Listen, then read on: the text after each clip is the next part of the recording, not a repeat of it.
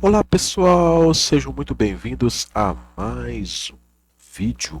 E hoje nós vamos estar aqui fazendo um vídeo especial, principalmente para aqueles que gostam de defender a divindade do Salvador. O que acontece? Por que os livros apócrifos eles foram rejeitados tanto do Novo quanto do Antigo Testamento? Você sabe por que eles fizeram isso? Por que eles rejeitaram esses livros? Você pode saber mais a respeito disso nos vídeos que estão aqui no meu canal no YouTube, que é complemento deste, que é os bastidores da Bíblia, parte 1 e parte 2, que é Antigo e Novo Testamento, e os vídeos canonicidade, parte 1 e parte 2, você vai saber quais livros faziam parte da Bíblia.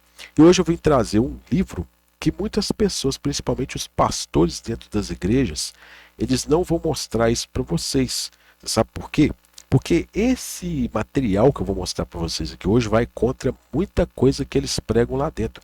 Muitas pessoas gostam de falar a respeito de um Jesus santo, de um Jesus que não cometeu pecado e de um Jesus que é supostamente divino. Eu tenho um vídeo também sobre a Trindade e você pode assistir para saber se realmente a Trindade é um ensino bíblico, tá? Então, ou seja, eu vou trazer esse vídeo aqui de hoje com material sobre Jesus do Evangelho de Tomé. Qual que é esse Jesus do Evangelho de Tomé? Se você quer saber realmente quem que é esse Jesus, vem comigo aqui até o final. Não deixe aí de curtir esse vídeo para fortalecer o nosso trabalho aqui no YouTube, para que esse conteúdo se torne relevante e apareça para mais pessoas. Compartilhe essa mensagem para mais pessoas, para que eles tenham acesso também a essa informação e saibam a respeito desse conteúdo.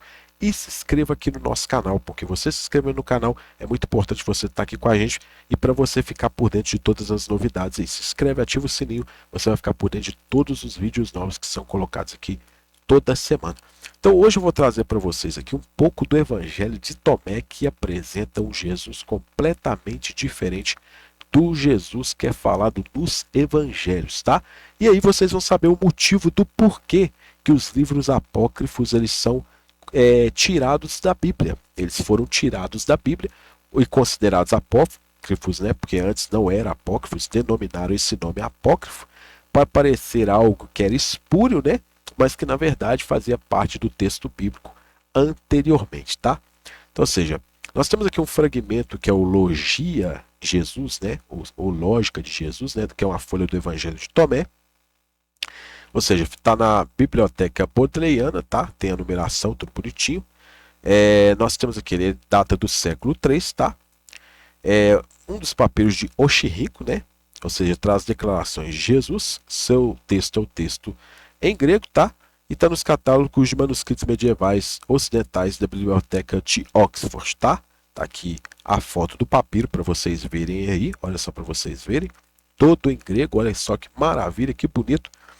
E aqui eu trago uma seguinte texto aqui do Evangelho de Tomé para vocês. Olha, prestem bastante atenção nesse relato aqui, ó. O capítulo 2, versículo 1 ao 4 vai dizer o seguinte: Este menino Jesus, quando tinha 5 anos de idade, brincava junto ao val de um ribeiro, sua palavra sozinha, e fazendo barro mole fez dele 12 pardais. E era o sábado quando ele fazia essas coisas, ou as fazia.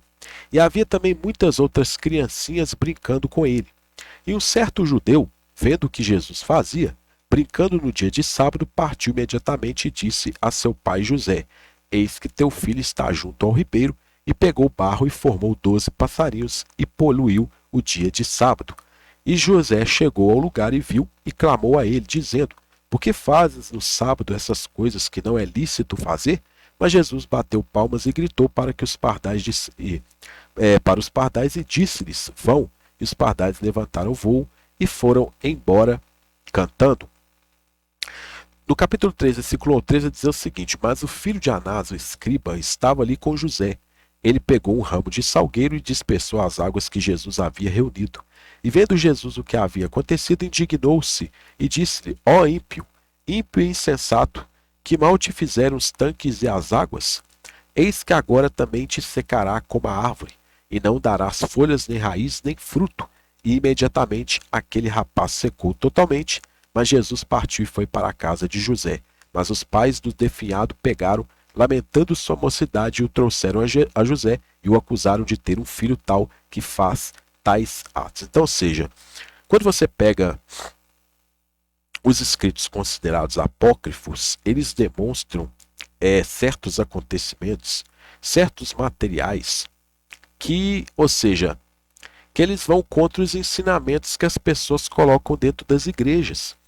Então, por esse motivo, ou seja, por conter ensinamentos que estão fora do que as pessoas usam lá dentro para doutrinar as outras pessoas, esses escritos eles foram tirados da Bíblia.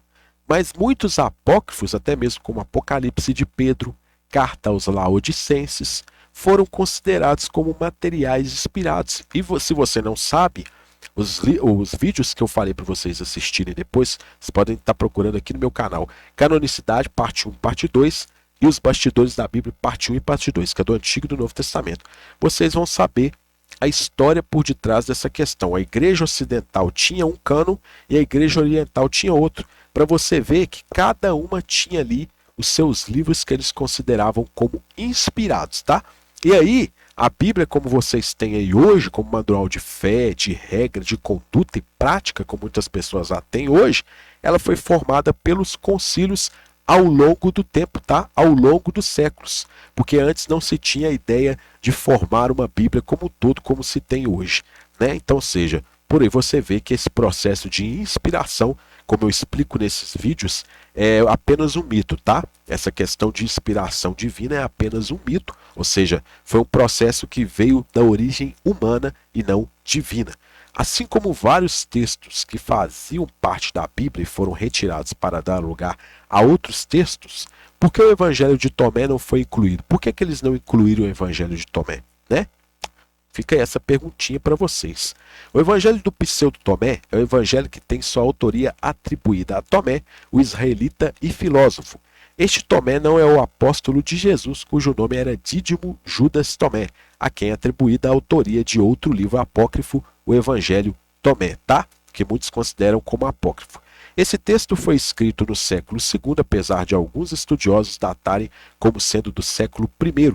O texto original teve duas ampliações posteriores, ou seja, que a primeira, introduzida na Armênia no século V, tornou-se o Evangelho Armênio da infância de Jesus, e a segunda ampliação tornou-se o Evangelho Árabe da infância de Jesus, tá? Alguns estudiosos acreditam que o Evangelho de Tomé é uma continuação da narrativa da infância de Jesus a partir do ponto onde a narrativa termina no proto-evangelho de Tiago, tá? Muitos têm essa questão também. Ele faz um relato sobre a vida de Jesus dos 5 aos 12 anos. Então, ou seja, é os únicos textos que explicam ali a infância de Jesus dos 5 aos 12 anos. Porque os evangelhos que estão na Bíblia, considerado como inspirada a palavra de Deus hoje, eles não falam nada sobre a infância de Jesus, mas esses outros evangelhos falam.